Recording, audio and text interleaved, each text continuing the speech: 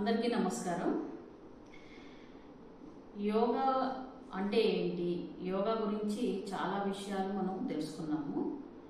యోగా ఒక థియరీ లాగా యోగా గురించి, హఠ యోగా గురించి కూడా క్లియర్గా తెలుసుకున్నాము ఇప్పుడు. అయితే మనం ఈ యోగా ప్రాక్టీస్ అనేది ఎందుకు చేయాలి,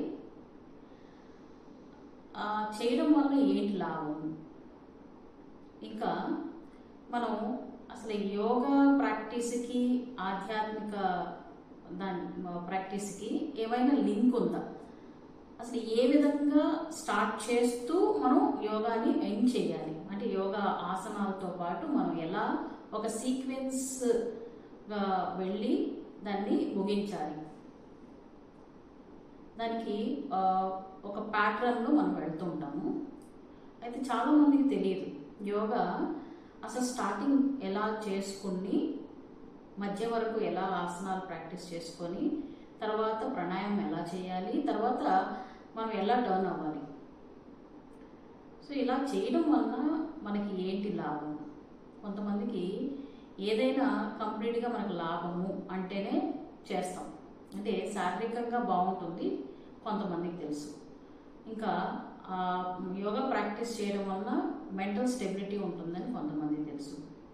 కొంతమందికి ఏంటంటే మెడిటేషన్ చేయడానికి బాగుంటుంది యోగా, అంటే మనం ఆలోచనలన్నీ కంట్రోల్ చేస్తూ మెడిటేషన్ చేయడానికి బాగుంటుంది. అసలు మన యోగా చేయడానికి, పూజలు చేయడానికి, యోగా చేసి మన పనులు చేసుకోవడానికి, అసలు యోగా స్టార్టింగ్ అంటే మార్నింగ్ లేచి యోగా చేస్తే ఈవినింగ్ వరకు మనకి ఏ విధంగా మన శరీరం హెల్ప్ అవుతుంది, ఏమేమి చేయాలి, ఎలా స్టార్ట్ చేసుకొని ఎలా ఎండ్ చేసుకోగలిగే యోగాలో.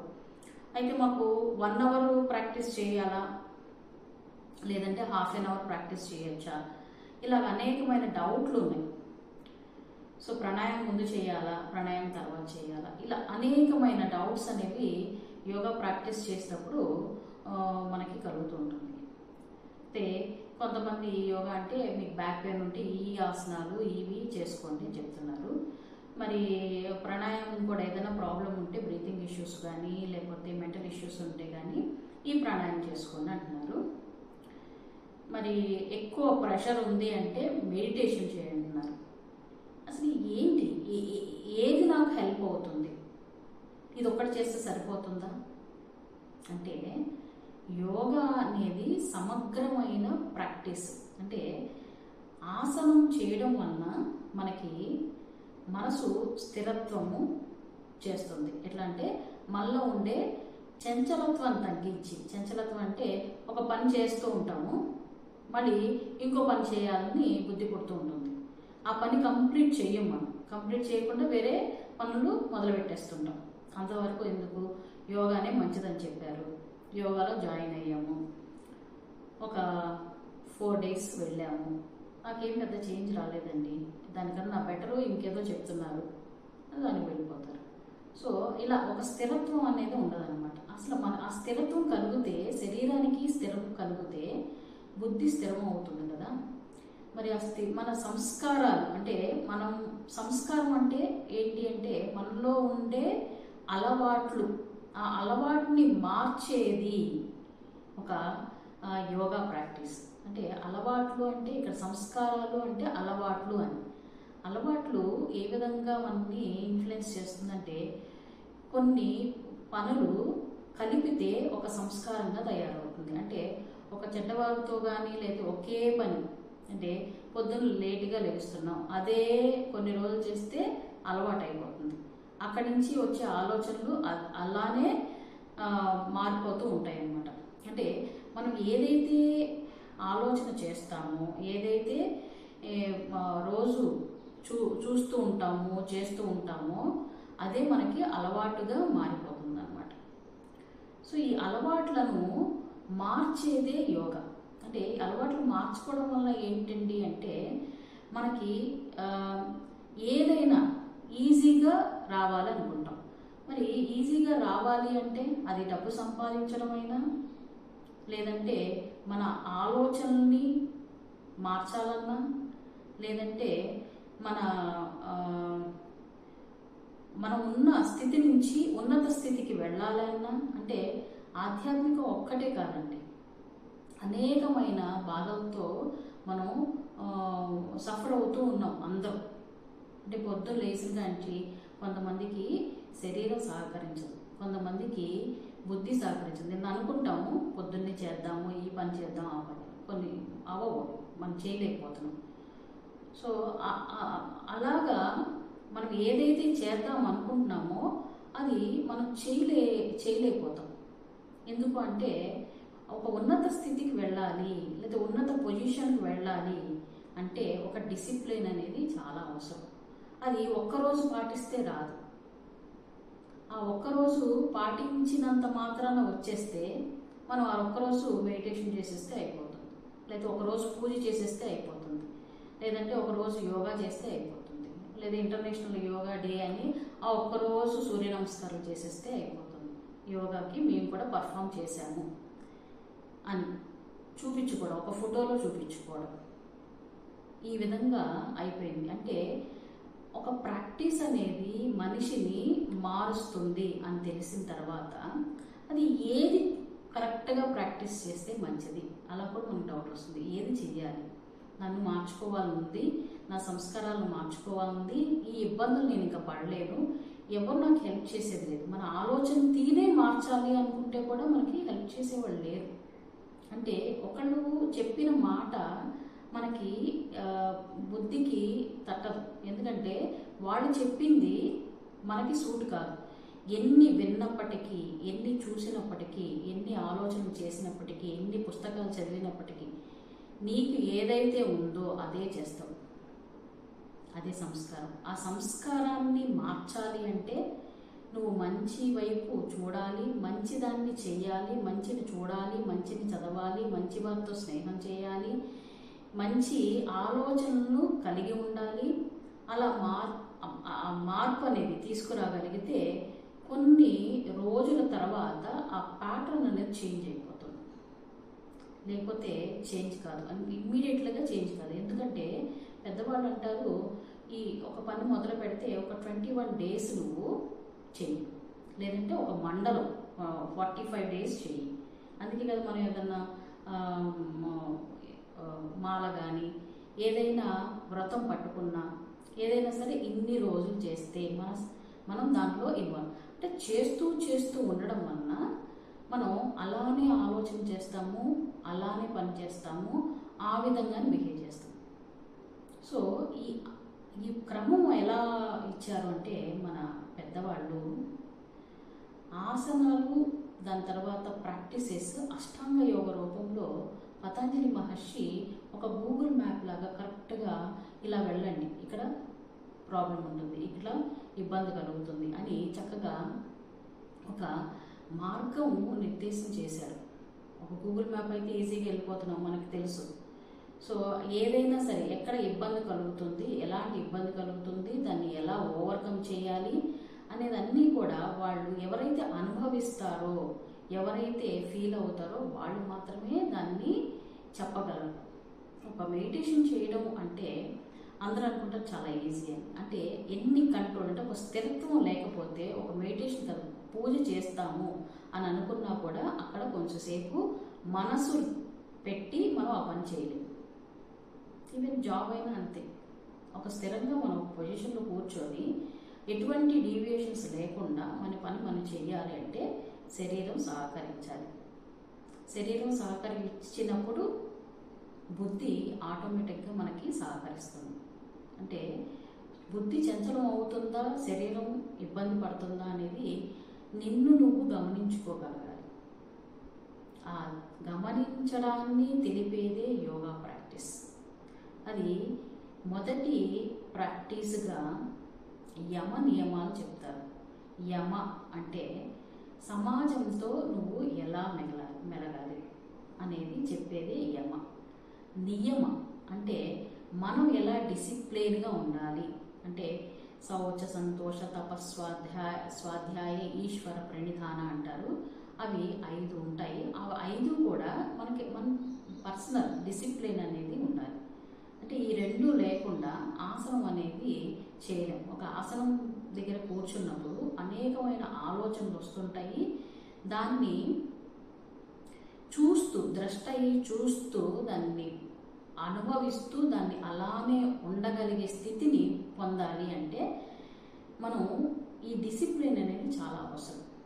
సో చాలామంది ఆసనాలు చేస్తుంటారు, ఏదో చేస్తున్నాము అన్న ఫీలింగ్తోనే, కానీ మనని మనం అబ్జర్వ్ చేసుకున్నప్పుడు మన బాధకి మనమే సొల్యూషన్ వెతుక్కోగలిగే ఒక ప్లేస్ లేదా ఒక ప్రాక్టీస్ అనేది ఇక్కడ ఉంది.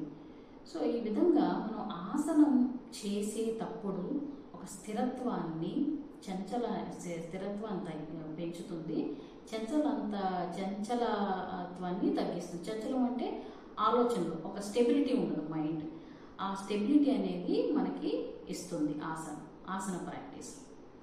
మరి ప్రాణాయామం చేసినప్పుడు మన శక్తి అనేది ప్రాణ శక్తి రూపంలో మన శరీరానికి వెళ్ళడమే కాకుండా మన శరీరం మొత్తాన్ని శుద్ధి చేయడమే కాకుండా మన ఆలోచనలు కూడా శుద్ధి చేస్తుంది. ఇక్కడ కూడా మనకి స్టెబిలిటీని కలిగిస్తుంది, దృఢత్వాన్ని కలిగిస్తుంది ప్రాణాయామ ప్రాక్టీస్.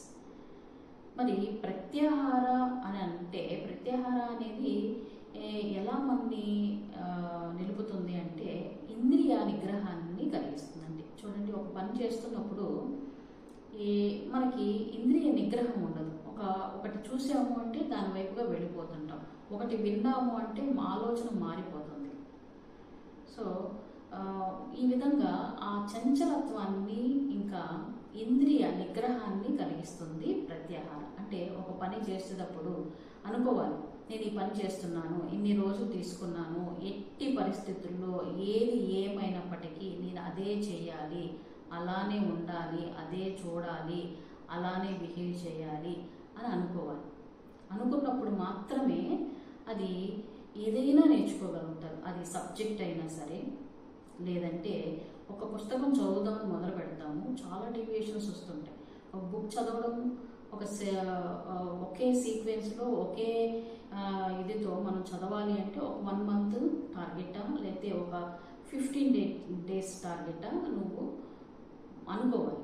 అప్పుడు జ్ఞానం అనేది ఆర్జించగలరు. అట్లానే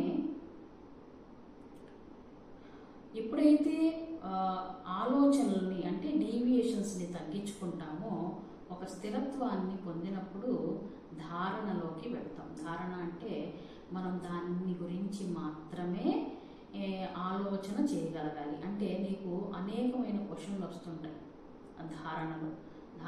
ధారణ అంటే మనం చేసే పని ఏంటి అంటే ఈ డీవియేషన్స్ అన్నీ పోయిన తర్వాత మనం కూడా వర్క్ని చూడండి, ఇది ఏం చేస్తున్నాము, ఎలా చెయ్యాలి, ఎలా కరెక్ట్గా చేయాలి, ఏ విధంగా చేస్తే బాగుంటుంది, ఇంకొంచెం పర్ఫెక్ట్ అవ్వడానికి ట్రై చేస్తాం. అంటే ధరించడం అంటే నాకు ఎలా ఉపయోగపడుతుంది, నేను ఎలా చేసుకోవాలి, ఏ విధంగా నాకు దాన్ని యూజ్ చేసుకోవాలి, ఇంకా దాన్ని పర్ఫెక్ట్గా ఎలా చేయాలి అని అనేకమైన అంటే కరెక్ట్ చేసుకునే ప్లేస్ అన్నట్టు ధారణ అంటే. ధ్యానములోకి తర్వాత మారుతుంది మన ఆలోచనలు, మన మైండ్. ధ్యానం అంటే ఇప్పుడు ఏదైతే పని చేస్తున్నామో దాంట్లో పూర్తిగా నిమగ్నం అయిపోవడం. అంటే ఒక ధ్యాన స్థితి అంటే ఒక ట్యాప్ ఓపెన్ చేస్తే వాటర్ ఎలా ఫ్లోగా పడుతుంటాయో దాన్ని ధ్యానము అంటారు. అంటే ఒకే ఆలోచనలోకి వెళ్ళిపోవడం. అంటే ఎంత చక్కగా మనం ఈ ధారణలో కంటే ఒకే ఆలోచనలోనే మనం వెళుతూ ఉన్నప్పుడు మన పని అనేది ఈజీ అయిపోతుంది. అంటే ఆ సంస్కారాలన్నీ అంటే వెనకాల మనం ఎప్పటివరకు ఇబ్బంది పడి అన్నీ పోయి ఏదైతే ఆలోచనతో మనం ముందుకు వెళ్తున్నామో అది పూర్తిగా వెళ్ళిపోతాం. చూడండి, జపం చేస్తుంటాం. ఫస్ట్ జపం చేస్తుంటే కొంచెంసేపు మాత్రమే కూర్చోగలుగుతాం. చాలా ఆలోచనలు వస్తూ ఉంటాయి. ఈ ఆలోచనని తట్టుకోలేక కొంతమంది లేచిపోతాం. కానీ ఒక నియమం పెట్టుకోవాలి, ఒక 5 minutes 5 minutes నేను కూర్చొని చేయాలి, ఈ స్తోత్రం మీద దృష్టి పెట్టి ఇదే చేస్తూ ఉండాలి అని. ఇట్లా చిన్నపిల్లలకి అన్నం తినడం అలవాటు చేసేది ఇప్పుడు తల్లి ఎలా చేస్తుంది అంటే ఏదో రకంగా కూర్చున్నాడా ఒక పెద్ద ప్లేట్లో ఒక అన్నం పెట్టి అక్కడ నీ హ్యాండ్తో నువ్వు తిన్నాను, నీ చేత్తో నువ్వు తినాలి. తిన్నప్పుడు వాడు ఒళ్ళంతా పోసుకుంటాడు, అటు ఇటు పడేస్తుంటాడు. అయినా సరే తల్లి చూసి చూడనట్టుగా ఉన్నప్పుడు మాత్రమే వాడు కొంచెం కొంచెంగా నేర్చుకోగలుగుతాడు. అంతే, ఎవ్వరు పర్ఫెక్ట్ కాదు, ఎవ్వరు మనం పర్ఫెక్ట్ కాదు.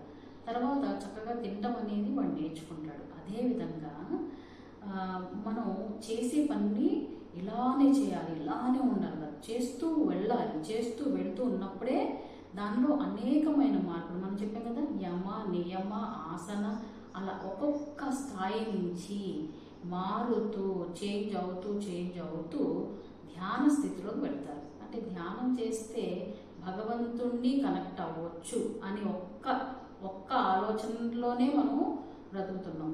ఎట్లా అంటే ఒక ధ్యానం అంటే నీ ధ్యాస ఒక దానిపైన ధ్యాస నిలపడం. మా పిల్లలు సరిగ్గా ఈ పని చేయట్లేదండి, ఎప్పుడు స్థిరంగా ఉండడండి, ఎప్పుడు ఏదో ఒక ఆలోచన చేస్తుంటండి, అటు పరిగెడతాడు ఇటు పరిగెడుతుంటాడండి అని చెప్తుంటారు కొంతమంది పేరెంట్స్. అంటే ఇలా ఒక పని మీద ధ్యాస నిలపాలి అంటే ఒక పద్ధతిని అని అలవాటు చేయాలి. అంతేకాని అది వెంటనే వచ్చేది. అది ఒక్కొక్కరికి ఒక్కొక్క స్థాయి అనేది ఉంటుంది. మనకి కొంతమంది కూర్చోగానే భగవంతుడితో అనుసంధానం అయిపోతారు. అది భగవంతుడితో కానీ ఏదైనా పని కానీ దాన్ని సంస్కారం అంటారు. వారు పూర్వజన్మలో ప్రాక్టీస్ చేసినవి అయ్యాయన్నో ఉండాలి. అంటే పూర్వజన్మలో ప్రాక్టీస్ చేస్తే ఇప్పుడు ఎలా గుర్తుందంటే నిన్న ఒక 10 years బ్యాక్ డ్రైవింగ్ నేర్చుకున్నామండి. ఒక మధ్యలో ఒక 5 years మనం డ్రైవింగ్ చేయలేదు, మళ్ళీ ఒకసారి డ్రైవింగ్ చేసాం. ఆటోమేటిక్గా మన బాడీ మైండ్ ఎలా దాన్ని అటెంటివ్గా వెళ్ళిపోతుంది. అదే విధంగా మనం చేసినవి ఏవైతే ప్రాక్టీసెస్ ఉంటాయో ఆటోమేటిక్గా నిన్ను అటువైపుగా తీసుకొని వెళుతూ ఉంటుంది. అది నువ్వు గుర్తించాలి. అంటే మనకి అనేక రకాలమైన మనస్తత్వాలు ఉంటాయి. అంటే 3 రకాలు, అంటే సత్వగుణం, రజోగుణం, తమోగుణం. రజోగుణం ఎప్పుడూ కూడా మనిషిలో రజోగుణం ఎక్కువగా ఉంటుంది. ఎందుకంటే అది చేయాలి, ఇది చేయాలి, మన కోరికలు ఇలా ఉండాలి, అలా ఉండాలి, ఒకటి తగ్గిన తర్వాత ఇంకోటి ఇలా కనెక్ట్ అవుతూనే ఉంటాం. ఏదో ఒకటి చేయాలి, ఎట్లా చేయాలి, మనమే చేస్తున్నాం, ఇది ఇంకా బాగా చేయాలి అని ఎక్కువ ప్రయాసపడుతూ ఉంటాం. ఇక తమో గుణం వాళ్ళంటే అసలు వాళ్ళు చేయడానికి కూడా ఇష్టపడరు, చెయ్యరు. ప్రాక్టీస్ చేద్దామని స్టార్ట్ చేసినా కొన్ని రోజులకు మళ్ళీ ఆపేస్తూ ఉంటారు, మళ్ళీ ఇంకా వేరే ఏదో పట్టుకుంటారు. అది ఆ గుణాలను బట్టి, అంటే సత్వగుణంలో కూడా వారు ఎట్లా ఉంటారంటే వారు ఏదైతే చేయాలనుకుంటున్నారో అది చేయాలి, అది ఆ పని పూర్తయ్యేదాకా వాళ్ళు డీవియేషన్. అంటే వాడికి ఇవన్నీ ప్రాక్టీసెస్ ఆల్రెడీ అలవాటు అయిపోయాయి. ఇంకా డైరెక్ట్గా నువ్వు ఒక విషయాన్ని విను అంటే వింటారు, చెప్పేస్తారు. లేదంటే 2-3 సార్లు విని దాన్ని చేయగలుగుతారు. అంటే వాళ్ళ ప్రాక్టీసెస్, వాళ్ళ లక్షణాలు, అంటే వాళ్ళ గుణాలు ఎలా వచ్చాయి అంటే వాళ్ళు చేసిన ప్రాక్టీస్ని బట్టే వాళ్ళకి ఆ గుణాలు వస్తాయి. ఇప్పుడు నేను చెప్పినట్టుగా పూర్వం చేసి దాన్ని వదిలేసినప్పటికీ మళ్ళీ మనని ఆ స్థాయికి తీసుకొని వెళ్ళిపోతుంది. ఈ విధంగా మనం యోగా ప్రాక్టీస్ చేస్తున్నాము, కానీ ఎందుకు చేస్తున్నాము, దేనికి చేస్తున్నాము, ఎలా చెయ్యాలి, ఇంకా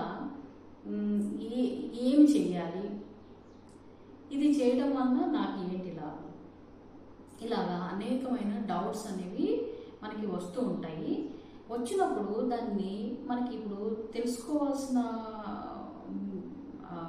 విషయాలని చాలా ఈజీగా, అంటే ఒకరు చెప్పడం ద్వారాను, లేకపోతే ఒక యూట్యూబ్ ఇప్పుడు అంతా ఎందుకు, గూగుల్ మనం ఏదైనా విషయం తెలుసుకోవాలని గూగుల్లో సెర్చ్ చేస్తే చెప్పేస్తాం. కానీ అది మనం దానిని ప్రాక్టీస్ చేయడంలోనే ఉంటుంది. అది రైట్ ప్రాక్టీస్ అనేది చాలా అవసరం. అంటే పని చేస్తాము. ఇప్పుడు ఒక ఒక ప్లేస్కి వెళ్ళాలి అంటే అనేకమైన దారులు ఉంటాయి, కానీ అందులో ఈజీగా వెళ్ళే దారి ఏంటి అనేది అందరికీ ఆలోచన రాదు. నన్ను ఈజీగా వెళ్ళిపోవాలి, నా లైఫ్లో ఈజీగా దాన్ని దాటేయాలి అని ఒక తెలివి మనకి ఉండాలి, తెలివి తెచ్చుకోవాలి. అది తెలివి తెచ్చేలాగా చేస్తుంది ఒక ప్రాక్టీస్.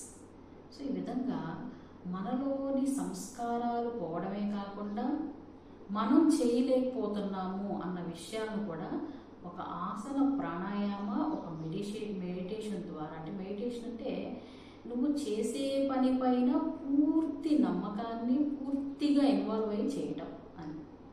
అది మనం కూర్చొని కళ్ళు మూసుకొని చేయాలా అండి అంటే ఫస్ట్ నువ్వు కూర్చోపెట్టగలిగితే నువ్వు ఏ పైన చేయగలవు, అంతే కదా. మీ బాబుని కూర్చోబెట్టి అన్నం తినిపించాలి అంటే అటు తిరిగి ఇటు తిరిగి అలా చేసి ఏదో విధంగా తినిపిస్తూ వాడిని అక్కడే కూర్చోబెట్టి తినిపించాలి అంటే అమ్మ చక్కగా ఒక కథ చెప్తూనో వాడిని చక్కగా ఎంటర్టైన్ అక్కడే ఇచ్చేస్తూ నాకు నచ్చిన విషయాన్ని చెప్తూ ఉంటే అక్కడే కూర్చొని వింటూ చక్కగా తింటారు. లేకపోతే ఈ రోజుల్లో ఇస్తున్నారు కదా, ఫోన్ ఇచ్చేస్తారు పిల్లలకి. ఫోన్ ఇచ్చేస్తూ వాడు అట్లా చూస్తుంటాడు, ధ్యాస ఉండదు, తినేస్తుంటాడు, అలా అని ఫోన్ ఇచ్చేస్తున్నాడు. సో అలా కాదు, వాళ్ళని ఆ అన్నం వైపుకు టేస్ట్ గురించి కానీ లేకపోతే ఏదైనా చక్కటి కథ అక్కడ కూర్చోగలిగే ఇదిని తీసుకురావాలి. అంటే ఏది చేసినప్పటికీ ఒక స్థిరత్వాన్ని తీసుకురావాలి అంటే ఒక ఒక ఒక సీక్వెన్స్ ఎలా ఉందో అదే విధంగా యోగా కూడా ఒక సీక్వెన్స్ అనేది ఉంటుంది. ఇప్పుడు నాకు శరీరంలో ఒక ఇబ్బంది ఉంది, ఒక్కొక్కరికి ఒక్కొక్క రకం ఉండొచ్చు. ఒక్కొక్కరికి వాతం ఎక్కువ ఉంటుంది, ఒక్కొక్కరికి వాతం ఎక్కువ ఉన్నప్పుడు ఎట్లా ఉంటుంది శరీరం అంటే ఎక్కువసేపు కూర్చోలేరు, బ్యాక్ పెయిన్ వస్తుంది, లేకపోతే గ్యాస్ ఇబ్బంది పెడుతూ ఉంటుంది. ఈ విధంగా కొన్ని కొన్ని ఇబ్బందుల వలన వాళ్ళు ఆ పని చేయలేకపోతుంటారు. ఆ సమస్య ఏంటో నువ్వే తెలుసుకోవాలి, తెలుసుకొని దానికి తగ్గ ఆసనాలు ప్రాక్టీస్ చేయాలి. అన్ని ఆసనాలు చేయాల్సిన అవసరం లేదు. సో ఆ ఇబ్బందిని, శరీరానికి కలిగే ఇబ్బందిని తొలగించుకొని తర్వాత ప్రాణాయామం చేసుకున్న తర్వాత మనం చేయాల్సిన పని అంటే ఒక స్థిరత్వాన్ని కలిగించే ఒక ఓంకార ఉచ్చారణ కానీ లేదన్నా ఏదో ఒక స్తోత్రాన్ని కానీ దాన్ని మనసు లగ్నం చేసి దాన్ని పఠించగలగాలి. అంటే చక్కగా స్నానం చేసి కొన్ని సింపుల్ మూమెంట్స్ చేసుకొని చక్కగా ప్రాణాయామం చేసుకొని ఆ తర్వాత పూజ, అంటే పూజ చేసే విధానంలో కూడా అలానే తీసుకొచ్చేసారు పెద్దవాళ్ళు. ఇప్పుడు మనకి యోగా అంటే ఏదో ఒక ఈ ఆసనం బ్యాక్ పెయిన్కి ఇలా ఎలా మార్పు చెందుతూ వచ్చేసిందో అట్లాగా ఒక భగవంతుడితో కనెక్ట్ అవ్వాలి అనుకుంటాం స్టార్ట్ చేసిన యోగా ఇప్పుడు యోగం అంటేనే జాయిన్ టుగెదర్ అక్కడి నుంచి మొదలయ్యి ఇప్పుడు శరీరం వరకు వచ్చి అయిపోయింది. మన శరీరానికి ఇబ్బంది కలిగితే యోగా చేయండి, మనసుకి ఇబ్బంది కలిగితే యోగా చేయండి, ఆ స్థాయికి వచ్చు. సరే, ఇట్లా అయినా సరే ఇప్పుడు మనకి ఏం కావాలి తెలుసుకొని చేయాలి. అంతేగాని మనం ఏం ప్రాబ్లం ఉందో మనకే తెలియకుండా ఎదురుగా వెళ్ళి కూర్చోంటే యోగా అనేది ప్రాక్టీస్ చేసిన అది వేస్టే.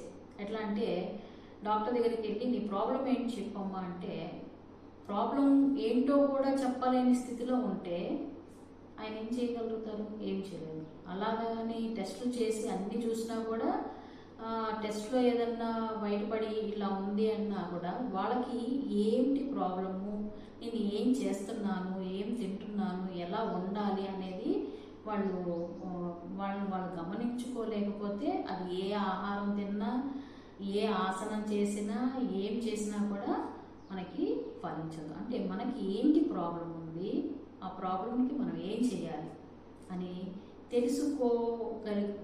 మనల్ని మనం తెలుసుకోగలిగేటట్లు చేసేదే యోగా ప్రాక్టీస్. అది ఒక సీక్వెన్స్. సో ఆ సీక్వెన్స్లో వెళ్తే మాత్రం ఈజీగా అప్రోచ్ అవుతాం. ఇందాక నేను చెప్పే కదా, ఒక బాబుని కూర్చోబెట్టాలి అంటే ఎలాగో అలాగా అలవాటు చేస్తూ ఒక స్థిరత్వాన్ని కలిగించడం, అలాంటిదే యోగా. అందుకే అష్టాంగ యోగా ప్రాక్టీస్ చేయగలిగితే చాలా మంచిది. ఇప్పుడు హఠ యోగా వచ్చేసింది. అష్టాంగ యోగాలో కొన్ని పార్ట్స్ మాత్రమే ఇప్పుడు మనం తీసుకొని చేస్తున్నాం. మనం హఠ యోగాని ఎక్కువ మనం అందరం ప్రాక్టీస్ చేస్తున్నాం అని మనం చెప్పాం కదా. హఠ యోగాలో ఏముంటుంది? ఆసన, ప్రాణాయామ, ముద్రాస్, బంధనాసు అండ్ నాదానుసంధానం. ముద్రాస్, బంధనాసు ఒకటైతే నాదానుసంధానం, ఈ 4 చేస్తున్నాం. ఈ 4 చేస్తే సరిపోతుంది అని అష్టాంగ యోగాన్ని తీసుకొచ్చి ఈ 4 స్టెప్పులు ఇచ్చేసారు. అదేవిధంగా ఇప్పుడు మనం యోగా స్టార్ట్ చేస్తున్నాం. అంటే మన శరీరానికి మీ ఇబ్బందిని మీరే గమనించుకోవాలి. నేను యోగా టీచర్గా నేనేం చెప్పాలనుకుంటున్నా అంటే, ఈ విధంగా మనం తెలుసుకోగలిగితే, అంటే ఎందుకు చేస్తున్నాం అన్నదే నేను చెప్తున్నాను ఇప్పుడు. అది పూజలు చేయండి, లేకపోతే ఒక వర్క్ చేయండి, లేదంటే మెడిటేషన్ చేసి భగవంతుడితోనే కనెక్ట్ అవ్వండి. భగవంతుడితో కనెక్ట్ అవ్వడం అంటే ఇలానే, ఇదే ప్రాసెస్. మీరు ఏది చేసినప్పటికీ ప్రాసెస్ అయితే అదే ఉంటుంది. ఆ ప్రాసెస్ని తెలుసుకొని మనం చేసినప్పుడే అప్పుడు మనం కరెక్ట్ వేలో వెళ్తాం. అంతేగాని ఒకటే ప్రాక్టీస్ చేసామా అంటే ఒక బెనిఫిట్ వస్తుంది డెఫినెట్గా. మరి బాడీకి ఫిజికల్ ఎక్సర్సైజ్ చేస్తున్నాం, జిమ్ చేస్తున్నాము, బాడీ ఎక్కడ మన ఏ పార్ట్ బాగా స్ట్రెంత్ అవ్వాలి అంటే అదే చేస్తాం కదా. అట్లానే ఒక శరీరానికే వస్తుంది. మరి మైండ్కి ఇంకో డాక్టర్ దగ్గరికి వెళ్ళాలా, ఇంకో సలహా తీసుకోవాలా? మరి మనం అనుకున్నట్టు జరగట్లేదండి, స్పిరిచువల్గా మేము స్ట్రాంగ్ అవ్వలేకపోతున్నాం అంటే ఇంకొక ప్రాక్టీస్నర్ దగ్గరికి వెళ్ళాలా, ఇంకో గురువుని ఆశ్రయించాలా? ఇవన్నీ కలిపి చేసేదే యోగా అండి.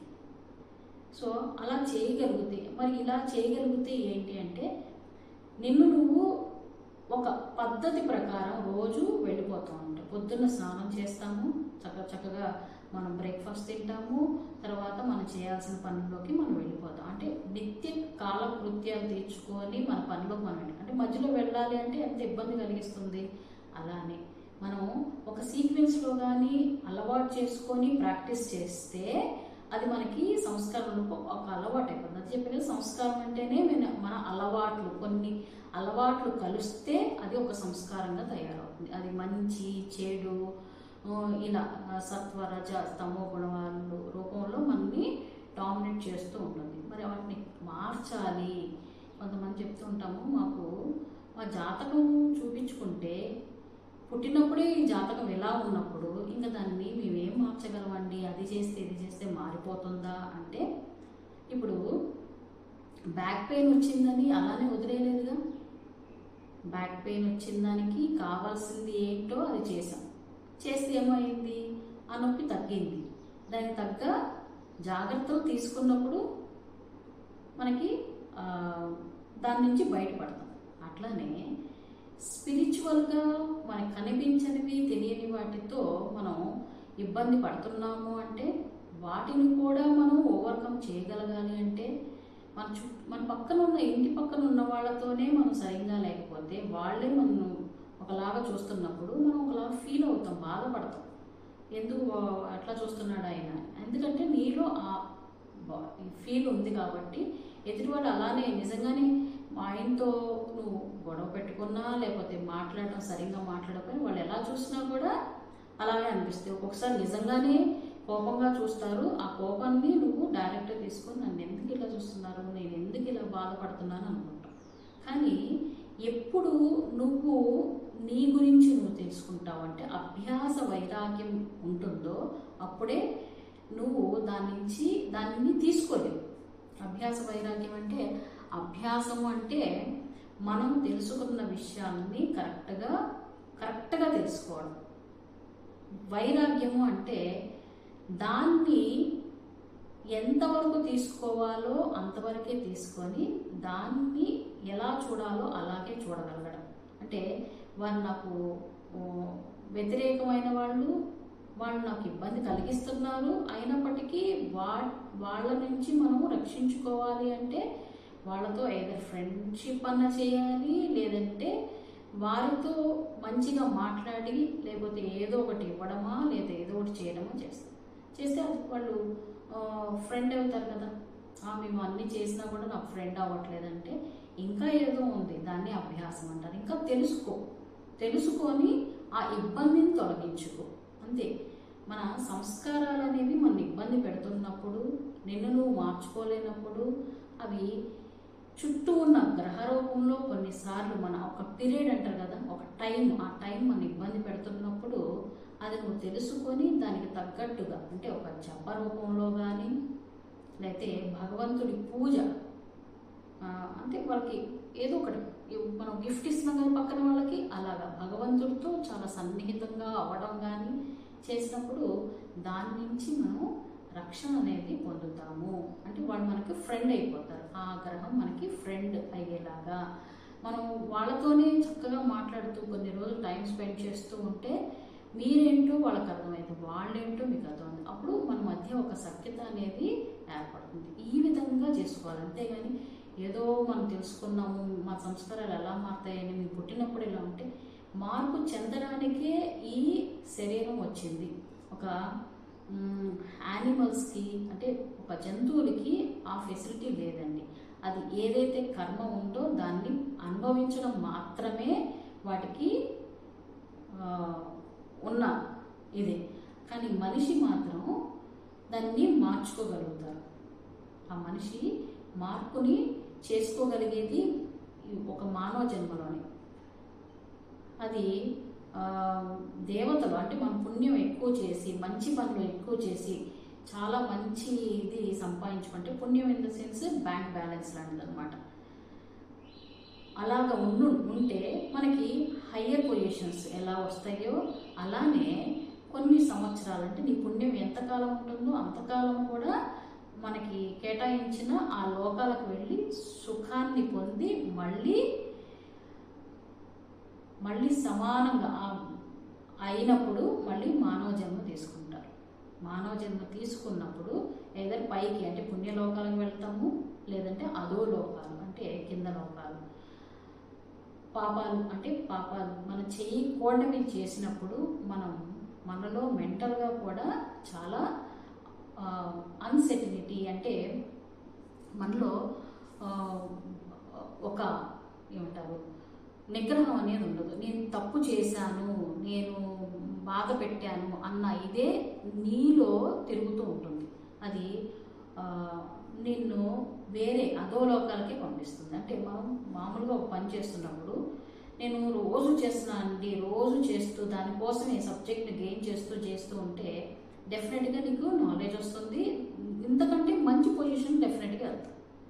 అది ఏమీ చేయకుండా ఇష్టం వచ్చినట్టు తింటూ, ఇష్టం వచ్చినట్టు మాట్లాడుతూ, ఎట్లా పడితే అట్లా ఉంటే ఏదో ఒక రోజు, కొన్ని రోజులు మనకి ఇలా వెళ్తూ ఉన్నప్పటికీ ఒక్కొక్క రోజు మనకి అది ఇబ్బంది పెడుతుంది. ఎట్లాగంటే ఒక శరీరం వ్యాధి రూపంలో కానీ, ఏదో విధంగా మనకి ఎవరో ఒకళ్ళు ఏదో మాట అనడం ద్వారా కానీ, ఈ విధంగా ఏదో విధంగా ఇబ్బంది అనేది పెడుతుంది.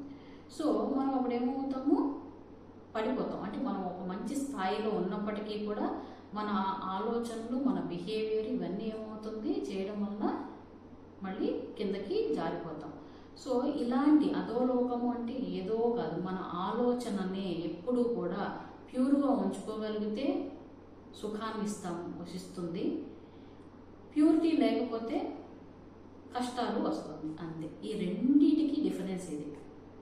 అది విశ్వంలో ఉండే అధోలోకాలు, మన శరీరంలో ఉండే మూలాధారం నుంచి ఉండే అధోలోకాలు, అంటే కింద జాను నుంచి ఉండేవన్నీ కూడా ఈ పొట్ట నుంచి కింద ఉండే అధోలోకాలు అంటారు.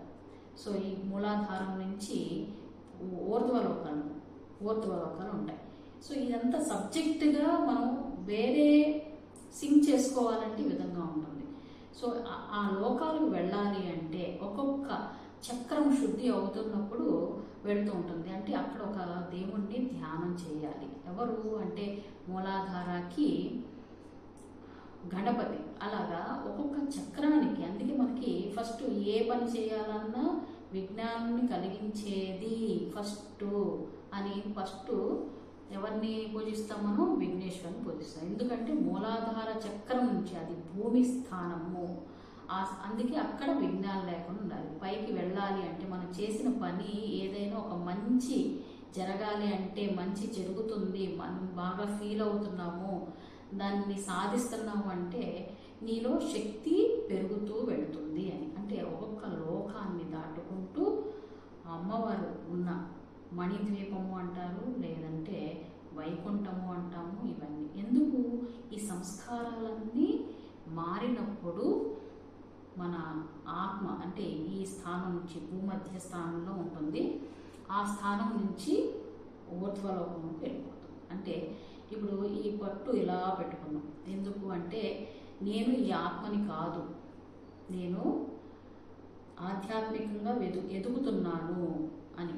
అంటే ఇక్కడి నుంచి నేను ఆధ్యాత్మికంగా ఎదుగుతూ భగవంతుడిని చేరుకున్నాను. అంటే నీ రూపం, నీ మాట, నీ లక్షణం ఇవన్నీ కూడా మారినప్పుడు, నీ ఎక్స్పీరియన్స్ అంతా మారినప్పుడే నువ్వు అలా వెళ్తావు. అంతేగాని ఇలా నామాలు పెట్టుకున్నారండి, ఇలా బిహేవ్ చేస్తున్నారండి అంటే దానికి సింక్ కాదు.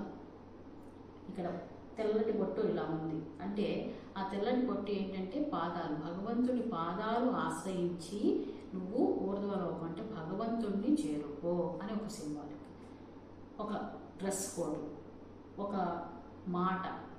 ఒక ఆఫీస్కి వెళ్ళినప్పుడే ఒక డ్రెస్ కోడ్ ఉంది, ఎందుకంటే ఒక ఎంప్లాయీకి ఇలాంటి డ్రెస్ కోడ్ ఉండాలి, ఫార్మల్ డ్రెస్ ఉండాలి. అలానే ఆయనకు ఒక ట్యాగ్ ఉంటుంది. అలానే వాళ్ళు చేసే రోల్స్ ఉంటాయి.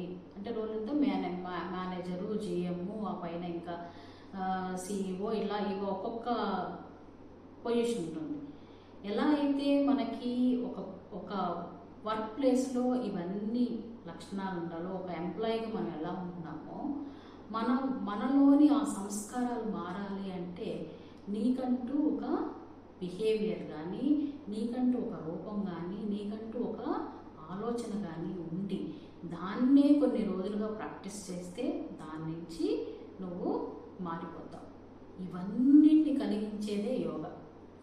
సో మనం ఇవన్నిటినీ ఒక్కొక్క ప్రాక్టీస్ రూపంలో ఇప్పుడు హఠయోగా ప్రాక్టీస్ ఒక్కొక్కటి ఏవేవి ప్రాబ్లమ్స్కి ఏమేమి చేయాలి, ఎలా చేయాలి, ఆ తర్వాత ప్రాణాయామం, ఎన్ని రకాల ప్రాణాయామాలు ఉన్నాయి, ఏ ప్రాణాయామం చేయడం వల్ల ఏంటి లాభం. అంటే వచ్చిన తర్వాత ప్రాణాయామం ఇచ్చేసుకోండి కాదు, అసలు హఠయోగా ఏ ప్రాక్టీసెస్ ఇచ్చింది, ఏ విధంగా ఇచ్చింది, మనం ఎలా చేయాలి, ఎప్పుడు చేసుకోవాలి, ఎవరు చేయకూడదు అనేది మనం ఒక సైంటిఫికల్గా ఒక్కొక్క ఆసనం, ప్రాణాయామము, ఇంకా నాదానుసంధానం లాంటి కొన్ని ప్రాక్టీసెస్ మనం చేస్తూ ఉన్నాం. అందుకోసం ఈ ఎపిసోడ్ కంప్లీట్గా యోగా గురించి ఒక చిన్న ఒక నార్మల్గా మాట్లాడుకోండి. ఒక వేదాలు, పురాణాలు, ఇతిహాసాలు ఇవన్నీ చదివి ఇన్ని ప్రాక్టీస్ చేయాలి అని మనకి ఏం లేదు. కానీ మనం చేసే పని ఎలా డిజైన్ చేసి ఇచ్చారు మన పెద్దవాళ్ళు, అలా వెళ్ళిపోతే చాలు. అంతేగాని దాని గురించి ఎక్కువ ఆలోచించి అంటే ఇన్ని ప్రాక్టీసెస్ ఎందుకు వచ్చాయి హిందూ సాంప్రదాయాల్లో అంటే, మన పిల్లవాడు ఏదైతే ఒక పని చేయలేకపోతున్నాడు అనుకోండి, దాన్ని ఈజీగా అమ్మ ఇది కాకపోతే ఇది చెయ్యి అన్నప్పుడు ఒక నెక్స్ట్ ఇంకోటి ఇచ్చినప్పుడే వాడు చేయగలుగుతాడు. అందరు మనుషులు ఒకలాగే లేరు, అందరూ అన్ని పరిస్థితులు ఒకటి కాదు. కానీ ఏ పరిస్థితికి తగ్గట్టుగా వాటిని మనకి మౌల్డ్ చేసి ఇచ్చారు మన యోగులు. అందుకోసమే అనేకమైన ప్రాక్టీసెస్ తీసుకొచ్చారు. నువ్వు ఎలాగైనా ఈ పద్ధతిలో చేసుకుంటే నీ లైఫ్ ఈజీగా ఉంటుంది అని. సో ఈ విధంగా అనేకమైన మార్పులు చేసి మనకి ఇచ్చారు. ఏది ఎలా ఉన్నప్పటికీ మనకి యోగా ప్రాక్టీస్ ఇచ్చే మెథడ్ ఉంది చూడండి, అదొక సైంటిఫిక్ మెథడ్ లాగా ఒకటి తర్వాత ఒకటి చేసుకుంటే మనకి చాలా బెనిఫిట్స్ ఉంటాయి. మనం ఇప్పుడు ప్రాక్టికల్ సెషన్స్ కొన్ని చేసుకుందాం.